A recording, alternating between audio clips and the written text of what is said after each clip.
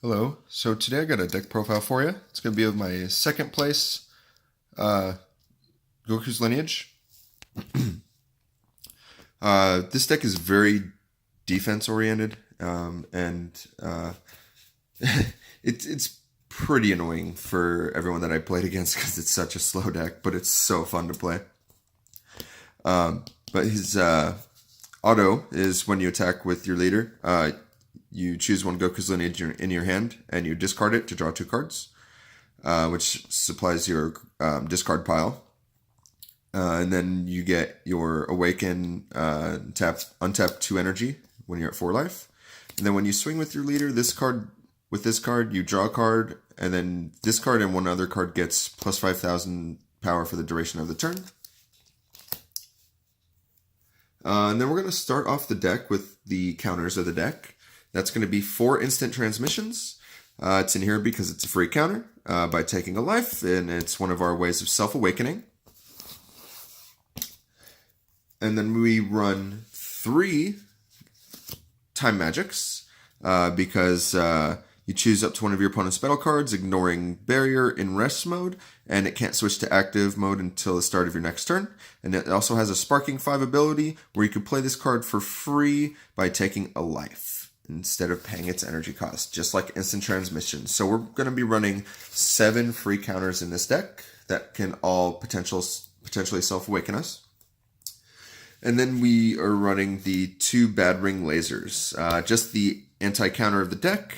Nice little spice card to add in there for late game. And then we run 4 of the Divine Cryberis. Since this deck is very defense oriented, we're just in it for the early game 10k combo for 0 cost. But when you do have your 5 in the graveyard, when you use this, you can draw a card. So you could potentially get this out like turn 3 if you wanted to. Turn 2 if you really tried, but we're just in it for the 10k combo, pretty much. And then we run 4 of the Prodigal Dynasty Sun Gotens. These are in here. Not only is it a swap target for our Successor Hopes in the deck, it also has an auto. When you combo with this card and your yellow card is being attacked, this card gets plus 10 combo for the duration of the turn. So this essentially can help you combo up to 15k, which is this one card. Which is really good, and since our deck is defense oriented, we want to have these in the deck. And then we are going into a really nice combo for the deck. That's going to be the 3 of the fired up Super Saiyan Sun Gohans. It has Barrier, and it also has the active ability at the end of your turn. You choose up to 2 of your yellow battle cards with an energy cost of 2 or more, other than this card, and you switch them to active mode. So you can actually have the 2 of these on the field, and they'll untap each other at the end of the turn. And we also run 4 of the Zarbons. I only have 3. The 4th one, one of the guys let me borrow at the tournament. He actually wanted it back for some reason. But during your opponent's turn, when you combo with this card, you choose up to one of your battle cards, and you switch it to active mode. So say you only have one of these and 2 other cards on the field. You ended up swinging with all of them. Your 2 cards that you already attacked with untap. And this guy stays tapped, and say your opponent's turn he attacks this, so you could just combo this and like say one of the Gotens. And then after the combat, you untap your fired up Sun Gohan. And essentially all your cards are untapping and have barrier. So it's very hard to hit them. And then we go into the swap package of the deck. We're going to be running 4 of the Adoptive Fathers. He's in here because we already have enough counters that self-awaken us. And then we got our swap 2 for free, and he is also a blocker. Unfortunately, you can't untap this guy with fired up Sun Gohan since it's 2 energy or more. But we don't really want to have these guys tapped out. Mainly just to use the blocker. abilities. And then we swap into this guy for free. We have run for the Intrepid Dynasty Sun Gohans. You can swap to a 3-drop for paying 2 energy. And he also has barrier and he's 10k power. Really good early game beater. And then we're going to be running 3 of the Indomitable Dynasty Super Saiyan Son Gokus and 1 Source of Power Son Goku. I run the 3-1 just to have this in as a spice card.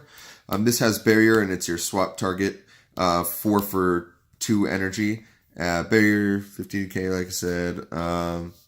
And then we got the Source of Power. Because when fired up Son Gohan's on the field, you can swing with this guy. Self-awaken by taking up to 2 life, and then untap him, and he gains 5k. So if you swing with your leader, give him 5k, he swings for 20k, then you take a life, self-awaken, untap, and then you can attack for 25k, since he gets plus 5k. So you're plussing 5 from your leader, and this card making him 25, a 20-25 hitter, which is a really nice little spice of the deck.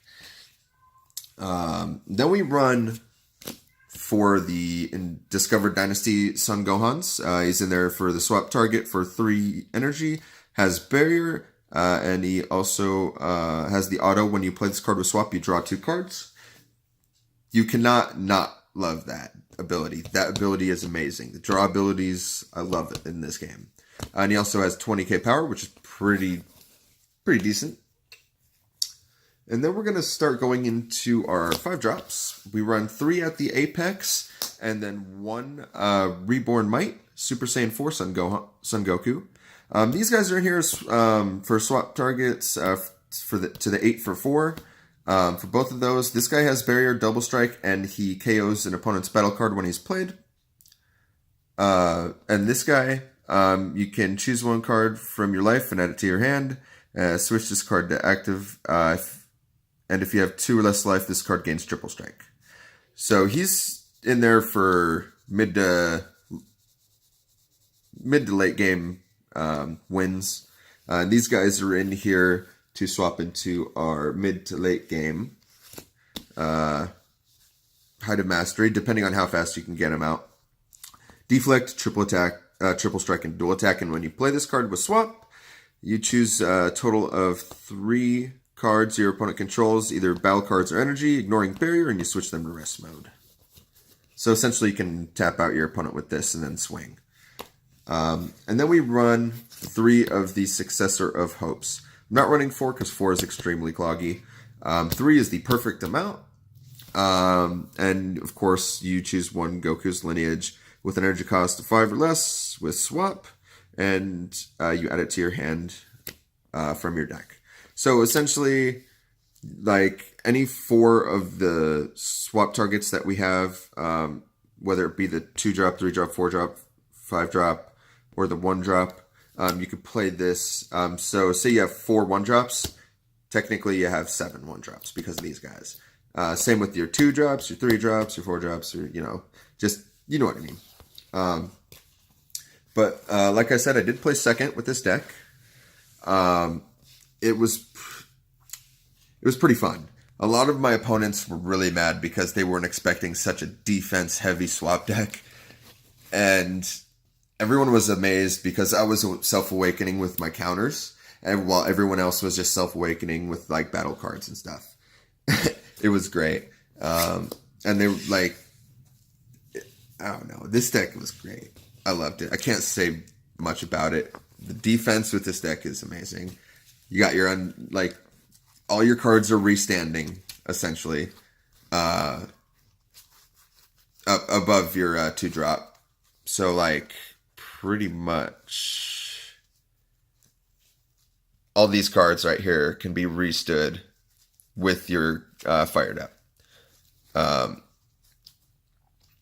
Including these guys, if you play them. But these are just for the combo. I've came across one game where I played him out just to use the swap effect because I had no other cards. And then I just restood him with the fired up Son Gohan so they couldn't actually attack him. And then I swapped into my Gohan, and then I drew the 2 cards. And then when I did that, I self-awakened Well, I didn't self-awaken, but I awakened, and then I swapped into this guy right here.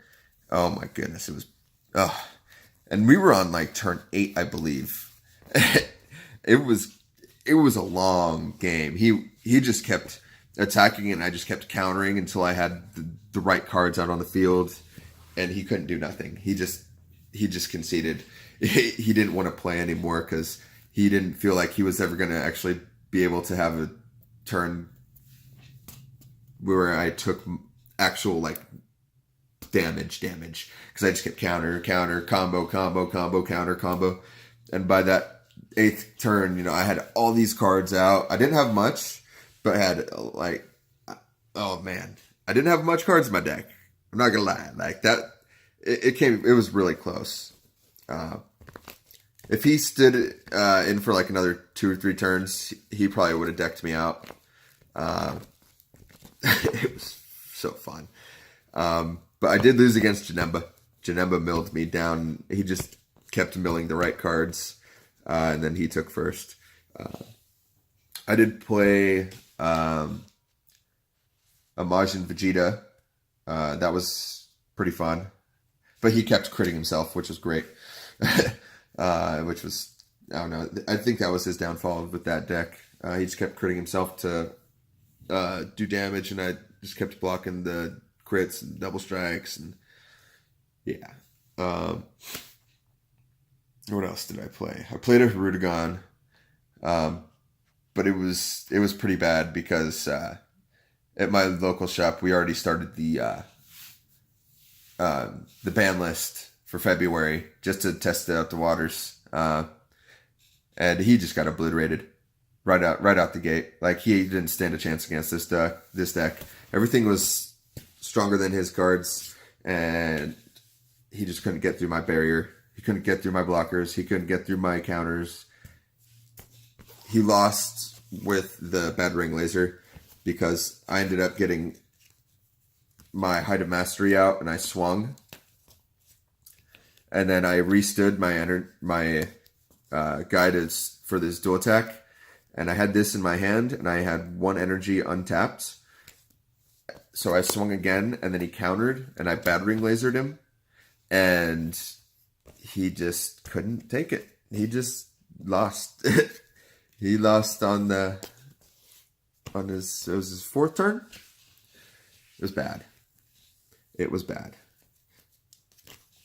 But there it is. If you have any questions or comments about the deck, just go ahead and comment down below. I hope you enjoyed this deck profile, and I'll see you next time.